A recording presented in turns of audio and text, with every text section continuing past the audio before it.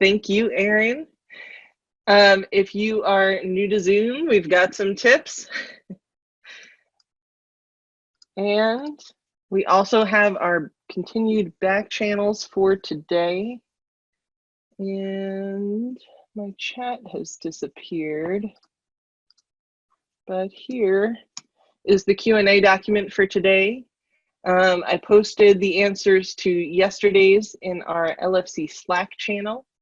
And thank you all for participating in both that Q&A document and the back channels with the form and the breakout groups. It's really interesting to hear everyone's thoughts and see the different directions this could go around the university. Some common questions were about if Badger will be licensed across the university, and that is a something that is being worked on. There were questions about current Canvas integration, not being able to see it in your Canvas course. Right now, we have that locked down to just specific pilot courses for the spring, but you can go to badger.com and start creating your issuer and your badges and playing around with what that looks like. Another common question we had was about student and learner prep, and how are we going to prepare them to use these and educate them about what they are and how they can use them as an empowerment tool. And that will be another event that we are planning in the fall, and we will have more communications that are targeted specifically for those learners coming out soon. And you know, one of the questions on the form was, what do you wish you had as a digital credential that was not on your transcript when you first started in your career? And a lot of the answers were either around those transferable skills like leadership and collaboration.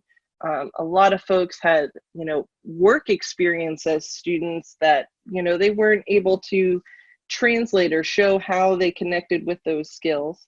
And then there were also very specific skills like tech skills like Python, you know, that you had these very specific skills that are, maybe you learned a whole bunch of them in a class, but when you're applying for a job, you need to be able to show specifically Python. So I thought that was really interesting, and thanks for sharing your thoughts. And we'll keep publishing those out there. You'll all still have access to those thoughts. So let's get to today. We're kicking off with Meredith, Toth, and Tim McKean. And so I'm going to stop sharing so they can share. Let y'all take over.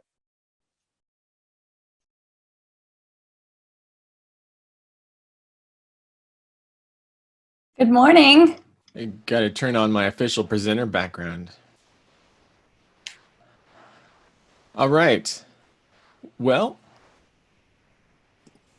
All right, Tim and I are very excited to join all of you today for a conversation about digital credentialing. The topic of our presentation today is what can be credentialed. So let's just kick it off there, Tim, and talk about what can be credentialed. Well, technically, as we've kind of mentioned earlier, anything can be credentialed. But the real question we need to ask is what should be credentialed? And how do we go about making that decision? And as we try to decide if something should be credentialed, we need to ask ourselves a couple questions. Where is that credential going to have value? Or who's going to care if a student holds that credential? So can you give me a couple of examples for the sake of the context in which we're holding the summit today? Let's start with the academic context, which will be familiar to all of us here. Are there particular activities or experiences that can and should be credentialed? Yeah, let's just start with the obvious and the elephant in the room, right? We could credential course completions. But why would we issue a badge for something that's already recorded in another way, like a course that's transcripted? The digital credential supplements the transcript and makes the course completion more searchable and shareable by the student. If an employer wanted to hire someone that held a specific degree, like say a BS in environmental design, there's traditionally no way for them to search out people with that degree. They just have to post a position and hope that the people find them. I'm going to acknowledge that I think it's weird to badge a course. Then don't think of it as badging the course, but think of it as digitizing the transcript so they're searchable and empowering students to own and share their accomplishments easier. So I don't always want or need to credential something that is already recorded in another way. No, we don't have to. But I do think, and I would bet money, that once students start seeing the benefits of the credentials, that they might even start seeking out schools and programs that offer the digital credentials. That makes sense. Oh, go ahead. Another thing we could credential is significant academic milestones or program level benchmarks. This could be something like a capstone course, a poster presentation, thesis dissertation, an art exhibit, or a performance. Okay, I got so excited about what you were saying because this ties in really nicely to the feedback that we're getting from the survey questions on the exit surveys, where people are talking about skills or things that they practiced in their programs that they wish had had some kind of digital credential. So in listening to you talk about it, I'm hearing you talk about how we could credential things that are meaningful and represent some knowledge or skill attainment that may not already be recorded in another way. And that makes a lot of sense to me. Yeah, the digital credentials give the student the ability to highlight more detail than the traditional transcript can. We could even credential other activities or assignments within a course, like exam completion, written assignments, or even projects. So again, thinking about the kinds of things that people highlighted on their exit tickets, I could issue a digital credential for something that's already counting towards something. For example, I could issue a badge for a course assignment that students are already earning points for in a course. Yeah, as long as you think that credential might represent some value to somebody else. But who do you mean by somebody else? I mean the third person. We have issuers that award the credentials, and we talked about those a little bit yesterday. We have students that hold the credentials, and then there's this third person that has a particular interest in the people that hold the credentials. Let's call them the stakeholder. For example, another instructor in the same program might be interested to know what their incoming students have accomplished in previous courses, or maybe a hiring manager or supervisor that's working with the student. The digital credential lets other people know that the student has attained some specific knowledge or skill that they can ask the student to apply in context. This feels like another place where I could use another really good example from you about a specific way that we might do that. Okay, I've got a good one for you. Think of students in a teacher preparation program who have demonstrated in class that they can use math manipulatives to teach young students two-digit multiplication. If I'm their mentor teacher in a school and I see that they've earned that credential, I know I can give them that task to correctly do with my students. As a stakeholder outside the university, I can be sure of that student's learning through the credentials they hold. That's a good one. Thank you for bringing it home with teacher preparation there. So digital credentials then could represent the attainment of domain-specific knowledge or skills in various fields like engineering, education, humanities, arts, sciences, all of the fields that we represent here at the university. Mm-hmm. But what about non-domain specific skills? You mean the transferable skills, or what some people are calling the 21st century skills. These are the skills we often hear referred to as what employers are looking for, right? Things like presentation skills, teamwork and collaboration, research abilities, or even, as Allison mentioned, skills with specific software tools. But when I'm looking at courses in a program and I'm looking at, say, the learning outcomes specified for a course, the kinds of things that you're describing might not be identified as explicit outcomes or goals for a course. They might not be, but they may actually be already teaching them, and we see that a lot of the time, even though not identifying explicitly in the course outcomes. These might be things already embedded in the criteria for an assignment, such as a history assignment that requires a team of students to collaborate, which is teamwork, or to give a class presentation, which is an oral presentation skills that might be directly relevant to an employer. So if an instructor already specifies criteria that the student needs to meet in order to demonstrate, say, effective oral presentation skills, then the instructor could elect to create a digital credential representing those skills. But what about a situation where the instructor doesn't want to have to build the digital credential into the course itself? Yeah, and that's one of the cool things about credentials is that the students could then locate an organization like ASU or maybe another unit at ASU or an independent organization that offers a credential on that skill. For example, communication. And they could submit a piece of evidence that then could allow them to earn that credential somewhere else and bring it back into the course. So that's what the digital credentials do. They take these sub-skills, things that often go without saying, and say it, making the implicit explicit. And doing it in a verifiable way that students are able to share with others that what they've accomplished.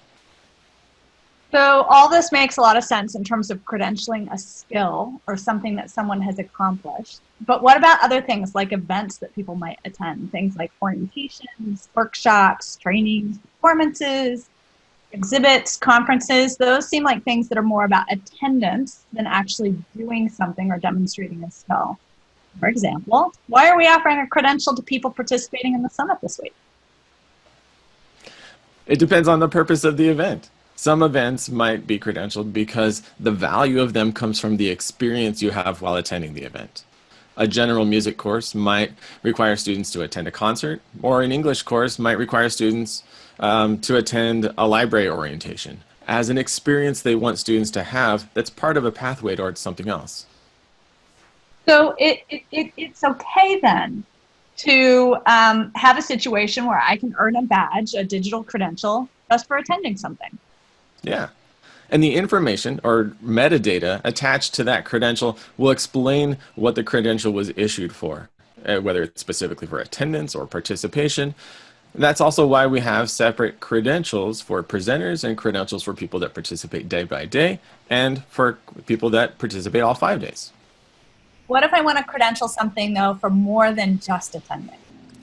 If you wanted to make a deeper experience, you could require not only attendance, but for example, some kind of reflection paper or proposal on how you would use the knowledge that you gained at the event, like a proposal for a digital credential pilot, and then assess the application of what they learned. And then you could issue another credential that built on the first one. So then it seems like the intersection between curricular and co-curricular activities like internships, practicums, work studies, service learning, those are also additional spaces where digital credentialing could be really meaningful. Mm-hmm. Yeah, both in terms of where the credential could be issued to identify skills and knowledge and that professional experience, or where the skills represented by some other credential could be put into practice. So it feels to me like we have a good sense about how to decide what should be credentialed. But how do I know what the students actually did to earn the credential? How do I know what that credential means? So it goes back to the information that accompanies all digital credentials, the metadata. It always includes some specific categories of information about the credential. As we mentioned before, and we learned yesterday from Toby and Lisa, the criteria field details exactly what requirements the credential holder met to receive the credential. But then there's also another optional field for evidence that allows students to provide a link to a specific artifact that demonstrates the skill or the work the credential represents. So if a degree, for example, requires a written thesis paper as the culminating experience for my program, and my program offers a digital credential upon conferral of my degree, then you might provide a link to your written paper in the evidence field of the credential, so people viewing your credential can open and view the paper right there. And if I share my credential on social media or an online job application, someone could click and see my evidence directly. This is another way that digital credentials can be more detailed and accurate representation of the skills and knowledge than just a traditional transcript alone. This makes me think of the digital portfolio. Well, wasn't digital when I graduated from my master's degree, and the materials that I was able to compile, and yet wrap so much more data information around that portfolio and makes it searchable and more easy for potential employers or people I work with to understand the context of the the artifacts or the portfolio that I've assembled. Mm-hmm. Thank you. Yeah. So we know this was a lot of information and ideas all at once. So we hope our choice of examples to help illustrate the practical ways that credentials can be used and the flexibility the system offers to use them in places where you or your students might find value. And I know that we went through that all really quickly, but we wanted to make sure we had a lot of time for Q&A and discussion. So, so it's time for that now. Thank you. That was so fantastic, you guys. Thank you so much for sharing your conversation, letting us eavesdrop on you. I see lots of applause happening. So one of the questions that came through in the chat is there a danger of credential overload? I don't think there is. One of the ideas around the credentials is that it's really up to the credential holder to decide which ones they share. So yeah, there could be a danger of overload if they shared everything. You know, you think of like monetary inflation, right? If I'm posting on Facebook every little credential I'm earning, and I'm earning like a daily attendance award or, you know, super good lighting on your Zoom call award, or, you know, things that don't matter to anyone, then people are going to stop looking at my credentials. So, I mean, it just as with anything, if you overshare, people start tuning you out. But again, it's this idea that it empowers the student to be in charge of their personal marketing in a different way than we have now.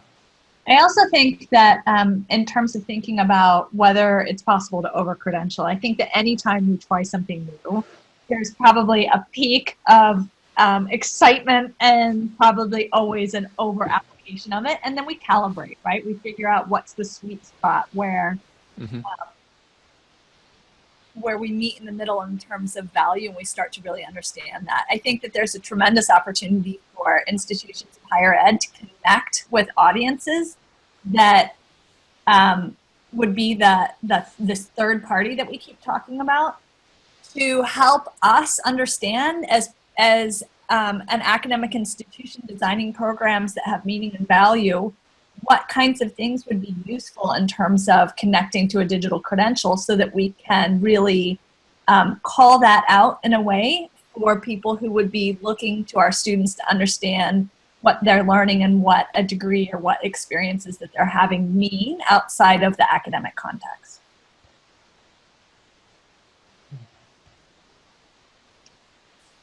Nice.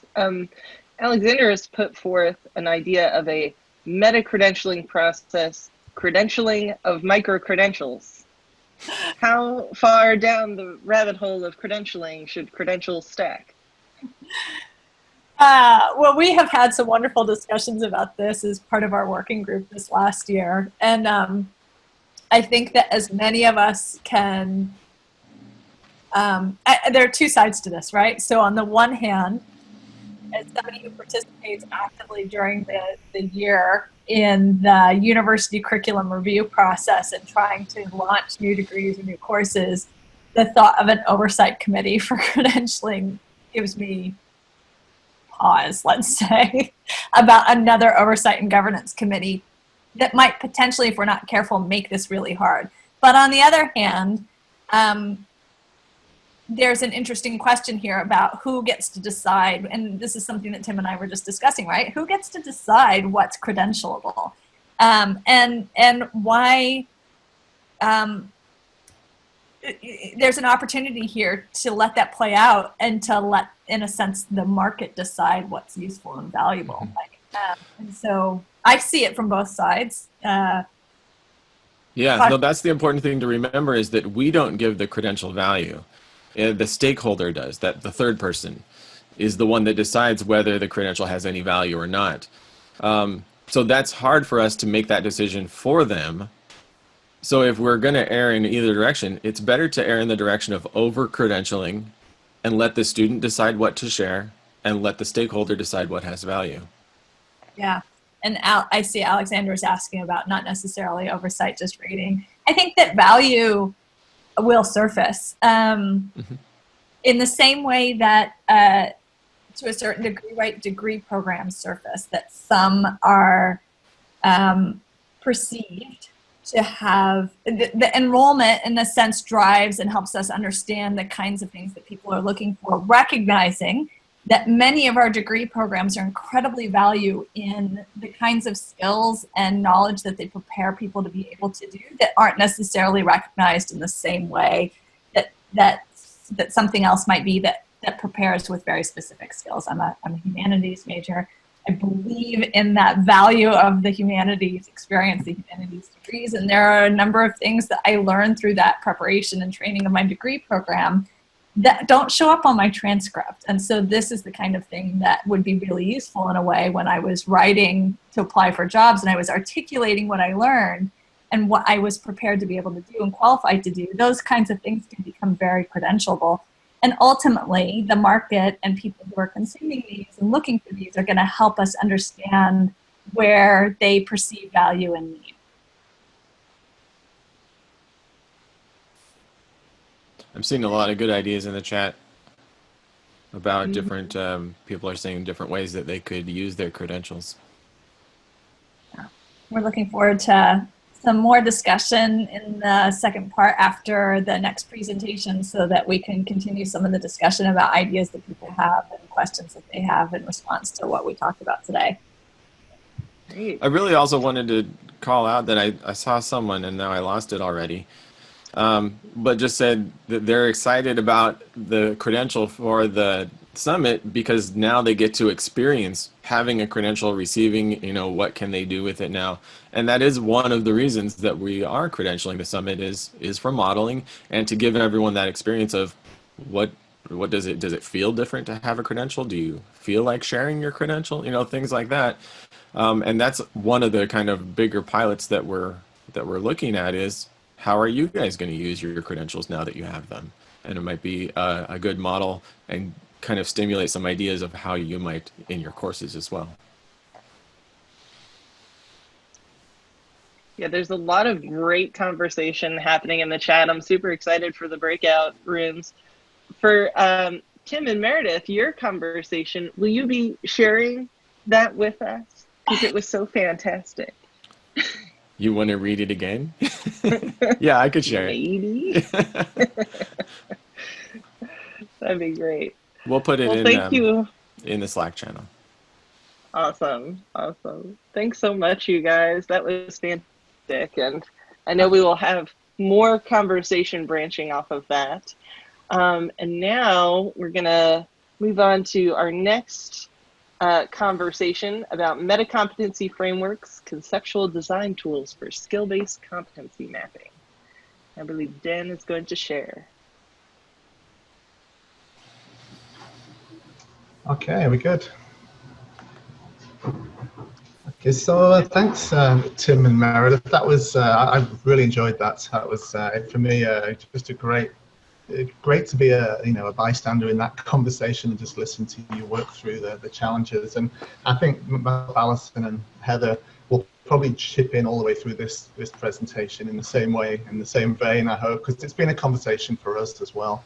But I did particularly like really how you talked about how we might credential, domain-specific skills and transferable skills and the 21st century skills alongside things like events and participation, because that's the real opportunity of these credentials in the form of badges, is that they have that versatility. So in this presentation, we really want to think about this and zoom in a little bit on what might be transferable skills, 21st century skills, and what kind of competency framework might we use to organize that in an institution as complex as ASU. When you consider we have 17 schools and colleges and numerous institutes and centers, thinking about credentialing and skill mapping across an institution like ours is like bringing together 10 other universities and trying to map across the complexity of multiple institutions. So it's a tall ask, and I think it's a complex environment to work within. And what we've done here is pull together some of the work that's underway, some of the thinking that's happening externally to ASU, and some of our thinking as well, and put this into a presentation for discussion.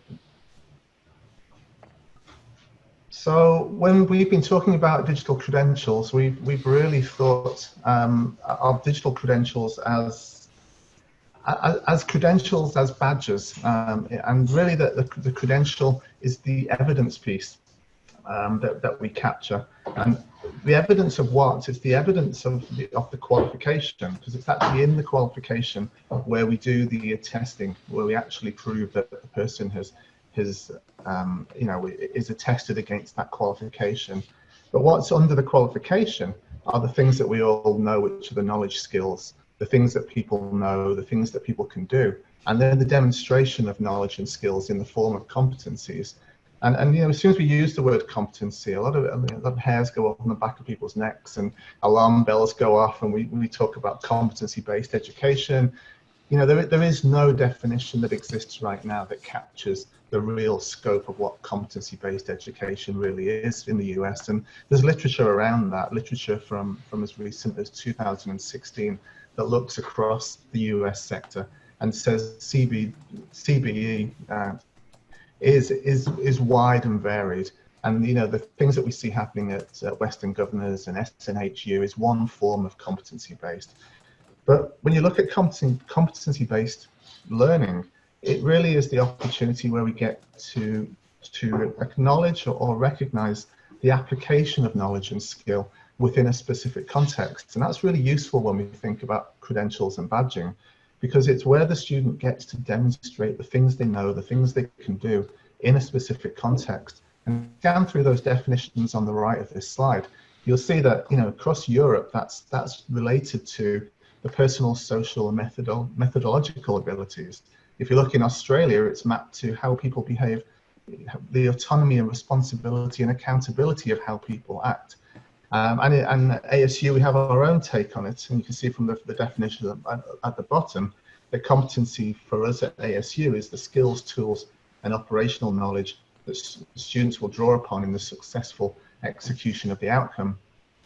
So I think what we're saying here is we think competency is important when we try to map the skills that we think students have, their abilities, the things they can do, to the need that the industry and employers have. And we see things now emerging, and Heather will talk to this a little bit later about the things on the horizon. Companies like MC who are starting to map skill data, and skill data now being so well tagged that we should really be able to trace the actual tag, the skill tag, all the way back to the competency that we credential in our programs. And those programs, doesn't matter whether they're, you know, domain specific or whether they're transferable, they're across the whole experience at ASU. Excuse the dog. He's gonna bark in the background while I talk and try to get my attention. So you know, the skills really, as the emerging skill environment, as the skill environment emerges, the future skill environment, we know that we need to prepare ourselves and think about the mapping that we do at the credential level to connect the dots so that the industry and employers get the value as much as the learner gets the value in doing the mapping. And I think that's that three-way triangle that Tim and Meredith so well described, that the issuer, the holder, and the stakeholder each have a part to play in this role. So I'm going to move to the next slide where Allison will pick up and talk about some of the internal, external frameworks that we have in place already.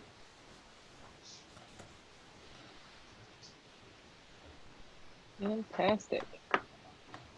I'm not seeing slides move, Dan. Mm-mm. The slides are either move really quickly or not at all in this. Every move you make, either it goes back and forth or they don't move at all. It's great. That's the challenge. So I think we're one more ahead. Yep. So part of how this conversation was connected with the digital credentialing group is really the work group was formed out of volunteers that wanted to do digital credentialing within their units because they had elements that needed to be of learning that needed to be recognized that were not on the traditional transcript. And some of these, I've thrown up their frameworks on here. We've all seen most likely the UOEEE, you know, if you've put a program up, right? And so we have that framework that's, our solid starting point. But then we also have the School of Sustainability. They really created their field, and I see Caroline Harrison on the call here, and so please jump in and correct me if I'm misrepresenting your work at all. But they really work with their faculty to lay out what are the, skills and competencies that they want to send their students out into the world with to be successful in their field. And they have a fantastic website that lays all these out. I'll link it in the chat. I mean, just going for the animated widgets alone is wonderful, but stay for the knowledge because it's very informative. And then on the bottom right, we have one framework from the College of Health Solutions that'll be laid out more tomorrow by Mark and Katrina Fogelson about how they identify the elements of their health coaching process and connected that with the industry standards and skills. And then on the bottom left is the competency framework from the Herberger Institute that is a combination of the NACE standards as well as what is important to HIDA students. And so by mapping digital credentials to these elements, it helps to share. And I saw this idea come through in one of our formats, the idea of if we can lay out and map our skills and our competencies to these digital credentials, it makes it a little easier to collaborate. And we saw that happen between HIDA and CHS. They both had programs. In HIDA, it's the Design and Arts Core, and in CHS, it's the translational teams that both work with supporting students as they go out to work with communities and community engagement and social embeddedness. And they mapped what skills and competencies their students would need to be successful and do community engagement in an ethical way. And when they looked at their skills and what they were putting out there in credentialing, they saw some overlap. And so they were able to make each other stronger. For example, the College of Health Solutions had great materials on self-care because that is their focus. And HIDA has done some fantastic work in how to engage with communities ethically. And so they were able to share that curriculum through the digital credentialing process. And so that's kind of how this work started here. Just a few examples. There's still many, many more. And you'll hear more, for example, about libraries tomorrow. And so if we can go on the next slide, once we all got together and started working, one of our first things is we did research on what is everyone else doing? ASU is not new to this game, as we've talked about. And so how are other institutions framing this work? And so Penn State, University of Central Florida, and the University System of Maryland were some great examples of you can see with Penn State and with Central Florida of how smaller credentials can be mapped to, Meta and Uber badges, as Penn State calls them, but how you can kind of break those smaller elements and combine them into those larger elements. But then if you look at the University System of Florida, they just have their 8 credentials. They have those 8 core credentials that they do. And so that got us thinking about what would that look like at ASU, and how would we, with all our colleges and all our existing frameworks, as we saw on the previous slide, just a small sample of the differences that are out there, how could we bring them all together, and what would ASU-wide credentials look like? And now I'm going to pass it back to Dan. Okay, so it looks like the slides have caught up again now. But just following on from Allison's description around what's happening externally, we carried on that work and we took some of that research and went a little bit further in looking more broadly at providers across the US and the kinds of competencies that they offer. And here's a scan of just some of those. And you can see as you cast your eye across those, a lot of common words appear time and time again: teamwork, knowledge, knowledge acquisition, collaboration, leadership, entrepreneurial activities. So we see these words coming up over and over. So we went a little bit further, and we decided that we suspected that we could form a framework to capture some of that structure, to give us some architecture to really understand what's happening at more of a national level.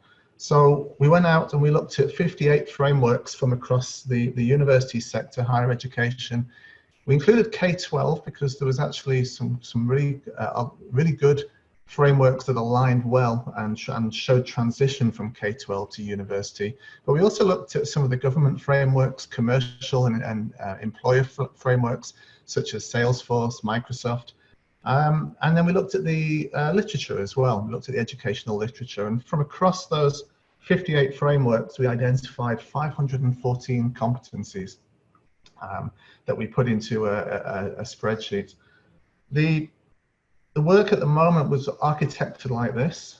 We captured the competency, we captured the provider details that go with that, included the title of each of the competencies, the description, and any tags, keywords or tags that went with that competency. And we sat it under a higher order title that we just called Meta-Competency, and worked through the data looking for where all those common threads were.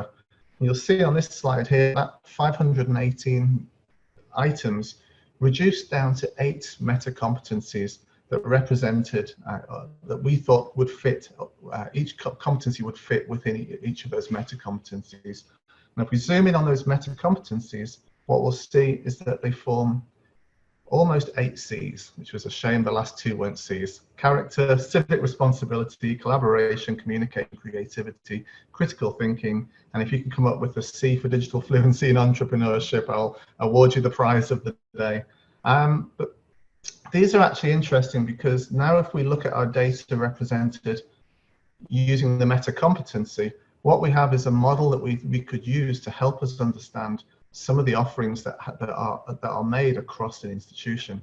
So if our meta-competency of collaboration has 20 different competencies embedded in it, each one of those competencies could come from a different provider, or in our case, a different university, a different college, a different school, a different center, a different institute, a different program, a different course. Each one of those competencies would have a detail, that is what the person should do for that competency. And the skill tags are the important piece. And when I mentioned MC earlier, we think the skill tags there should be mapped to some of the emerging skill providers so that we could clearly identify the tags to the competency and then understand this across the institution in a meta level. So this is the work we've done today in just gathering information, looking out in the sector, trying to organize it and put a framework and an architecture around it, and think about really where we take this next, which is where I cleanly hand over to Heather. Thanks, Dan. So I think that what we have, just in case you all were wondering, we are not the first people to do this kind of work and put together a giant spreadsheet of what everybody else has been doing. In fact, that's part of the challenge, is that's what everybody's doing all over the country. And in many cases all over the world, is that they're putting together these giant spreadsheets of what other people are doing and trying to map their competencies or their skills against what other universities are doing and what the workforce is doing. And to Tim and Meredith's point is, you know, the idea of what is the value to the third party, the employer who's receiving this credential. How does that stack into what they need for their workforce needs? So really our next steps at ASU are to take this work and expand upon it both internally and externally. If we really want to think about having the maximum impact for enhancing learner agency and empowerment in this space, we really need to work hard to align it not only internally, but also with some of the external work that's going on around this. So on the next slide, we'll see that there are already people, international organizations working in this field and companies that have been working towards this. And ASU has been involved in some of these. So we attended the Department of Education Open Skills Summit, which is looking to help universities create a Rosetta Stone, if you will, of skills and competencies. So if I say leadership at my institution, how does that match to what you at your institution says leadership is, or what someone else in the workforce says leadership is? And not just what is the definition of it, but at what level am I assessing that at?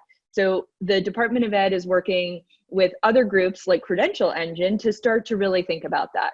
And Credential Engine currently is a repository of credentials internationally. And you can submit your credentials so that they have a transparent view of what these credentials are. And they are looking to work together to think about then, okay, then how do we create that Rosetta Stone with that repository, plus some of this skill mapping. Also, there's IMS Global in the field. Allison presented at IMS Global Digital Credential Summit, and they were the initial group that created the Open Badge standard, which we all are talking about, Open Badges 2.0. But they also helped work on the Open Pathway standard, as well as the Comprehensive Learner Record, which would be your learner record across all of your achievements, from everything from a degree to the idea of all of the badges and other types of information you want to have as part of your learner record. And they have a group working on competencies and open standards, and that's also working with Credential Engine to really think about what that competencies and open standards exchange is. Dan talked a little bit about MZ. MZ is doing a lot of this work in scraping job postings that are current and looking at the data that's in each of those job postings and scraping out the skills. And they're looking at places like Indeed and LinkedIn and places that are posting these jobs and taking them directly from the market as it stands and helping learners map their actual resumes to the skills that employers need. But there has to be a better way. And the last person that we've been collaborating with is Concentric Sky. And Concentric Sky helped build the technical infrastructure for open badges and open pathways, and is really looking to build the technical infrastructure for this open skills taxonomy, this Rosetta Stone of skills. But there are also other, in addition to those groups, we need to be working with employers. We need to be working with other universities. If we want our learners to truly have that lifelong learning where they can stack across every experience they have, all the way from their K-12 experience, from the idea of the Girl Scouts to, the Marabella Senior Living, and they want to stack things all the way through. We really need to have everything skill mapped, and we really need to have the idea of this translation between these different entities so that people can understand what their journey looks like. And we won't do it alone at ASU. We have to work with some of these external agencies. In addition, we shouldn't just be focused on the skills of today. Many of these organizations are focused on how do we map the skills of today, but we also need to be looking towards the skills of tomorrow. And that's where employers really come in and what they're going to need in their workforces as we move forward, and how we can map that back internally. So that takes me to, what do we need to do internally to get ready to do that work? And so internally, we heard from Sequant earlier this week about how he wants to put forth a experiential learning network where you can earn competencies in experiential learning through stacking micro-credentials or micro-courses into an actual course unit. We know that UOEEE is currently as Allison mentioned, is mapping to competencies. We know that other units inside of ASU already have competency frameworks. So we need to start working internally to really map our competency and skills to our curricular efforts and put those into a format that we can all understand. The tools like Badger are really good for that kind of work. The rollout of the curriculum management system will be really great for that kind of work. And so we need to work internally to do that. The Learning Enterprise, which is just getting off the ground, and we heard from Kim Merritt, they are looking to stack from the non-credit world into the credit world, and to do it all based on skills. So there's nowhere to stack to if we don't know internally in the academic enterprise what the skills are if we can't map them. So I think that in order to truly make that lifelong learning journey one for a student that's seamless, we need to be doing that on both sides. I think the last piece, I put the knowledge enterprise on here because they really are in the business of creating the new knowledge in the world, right? And so we need to be working with them to see what's on the horizon for careers and making sure that's coming back in and reflected in our curricula and in the skills that we're putting forth and that we're sending our learners out into the world with. So I think that internally, we have a lot of work to do to make sure that we're aligned.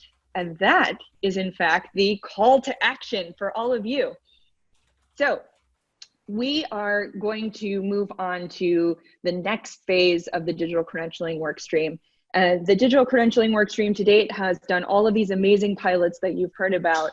And we've really created some nice proof points and some guiding principles for how credentials can work at ASU.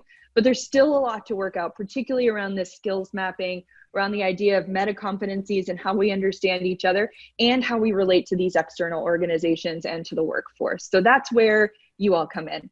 And so these are still some outstanding questions that we have because we need everyone involved. So if you are interested in joining the conversation and helping us answer these questions, in helping us work internally and externally to figure out ASU internally, how we do it and how we fit in with the broader scope, there's a form that we will put in the chat that you can sign up for the next iteration of the workstream. I think that's it. Questions? I haven't been looking at the chat.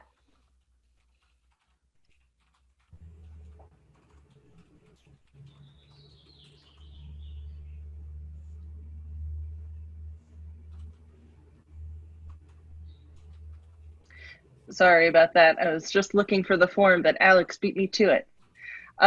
So one of the elements for the chat was talking about, from Andrew, about how credentials overcome or what steps are being taken to help counteract the digital divide. And so that kind of goes with this. Any thoughts about that?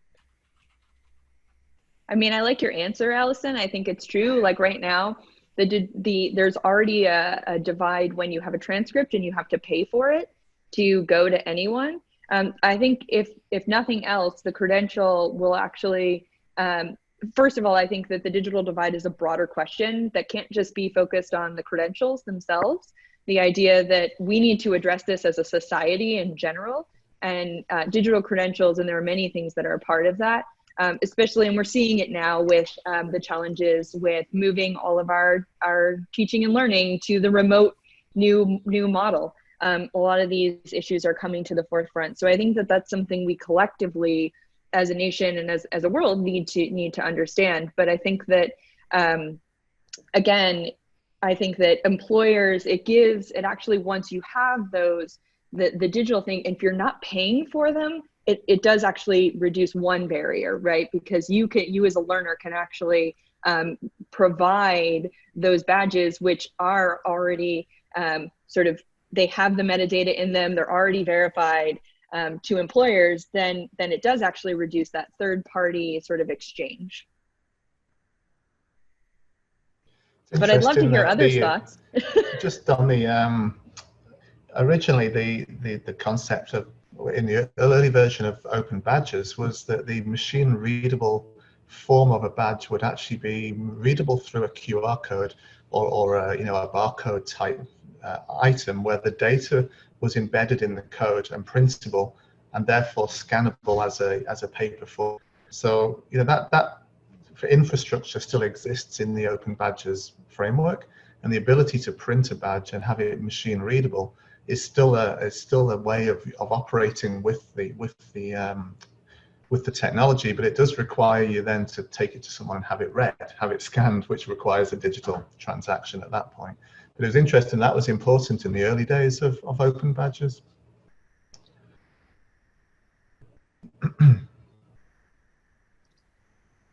Alexander is saying that all of his badges became stickers when they worked on a project for NYC kids. That's a great idea.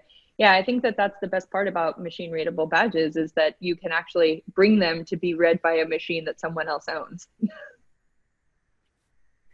And one of the things with Badger is that they can be printed as certificates. So if learners are working with an employer or an organization, I know we were meeting with a group about an ASU partnership around water conservation in Africa, and I'm sorry I don't remember their exact name, but they were running into, well, we want to do the digital credentials, but everything needs to be in paper. There is that capability within the system. So it's kind of best of both worlds. And many individuals around the world, I mean, a lot of people, even if they have access through a phone. And a number of institutions have started to create mobile-based wallets for your digital credentials, so that you don't have to have a computer. You can go as low as a mobile device to start sharing, organizing, and providing your credentials. So at least we can take it to sort of the lowest common denominator of a mobile connection.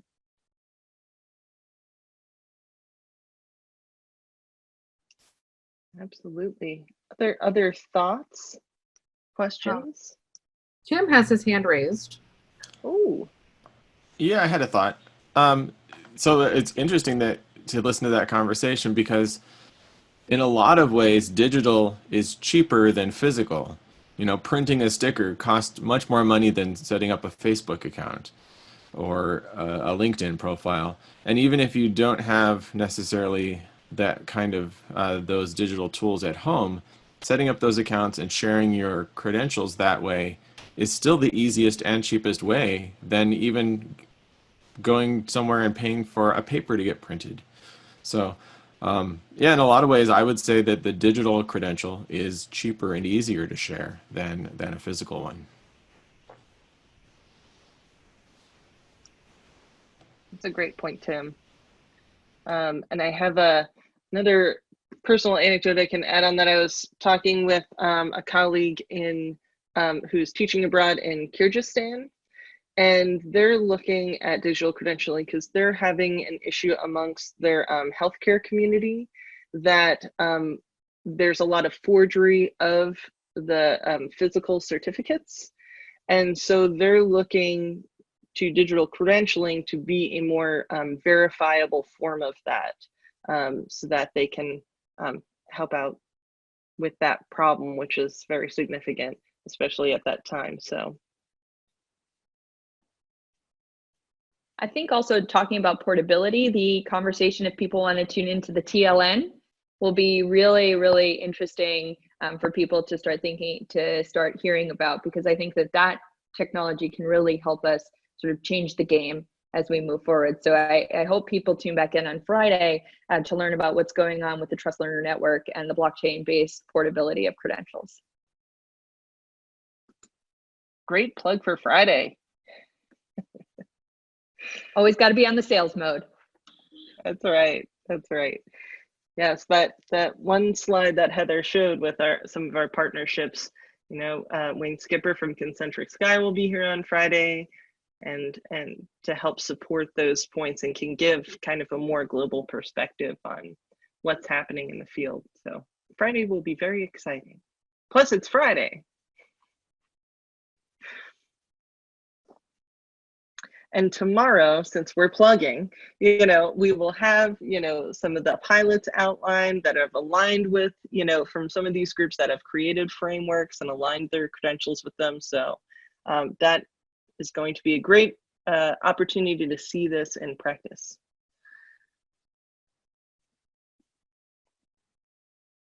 Any final thoughts before breakout time? Now I'm looking for raised hands. Okay. So I think we're about ready to head into our breakout rooms. I'll put the document in the chat. Any final thoughts from any of the presenters before we leave?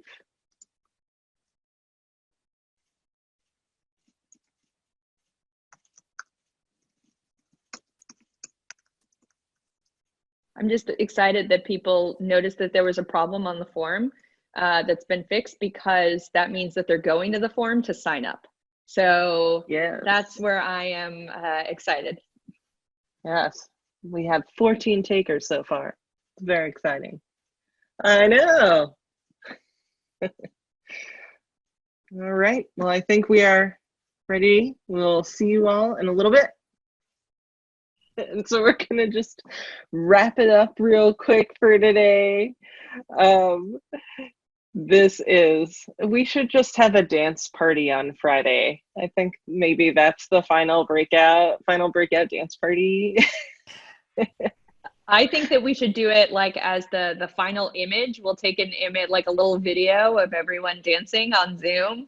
And then that will be our LinkedIn post, is like a little video of all the little dancing heads to some music. I love it. We can make a GIF. Yes. Yes. So I don't know about y'all, but that was some great conversation today in our group. And I feel like we're really starting to make these connections across like how we can all share and collaborate. And so one of the things we were talking about is like potential connecting pilots around like community engagement and student workers. And so part of it was, how do we keep this going once this week is over? So please join the Slack channel.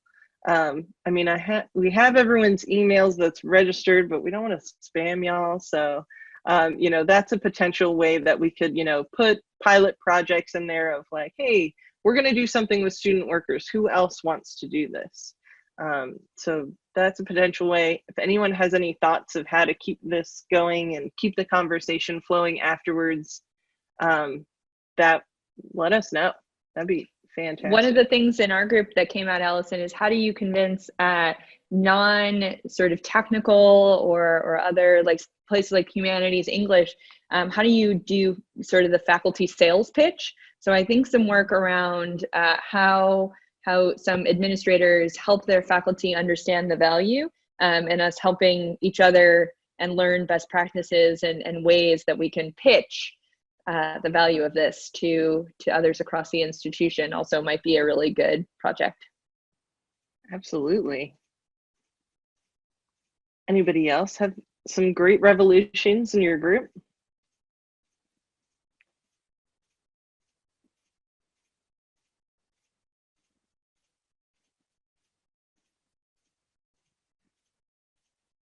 All right. Well, Erin, that YouTube, is that for the music playlist?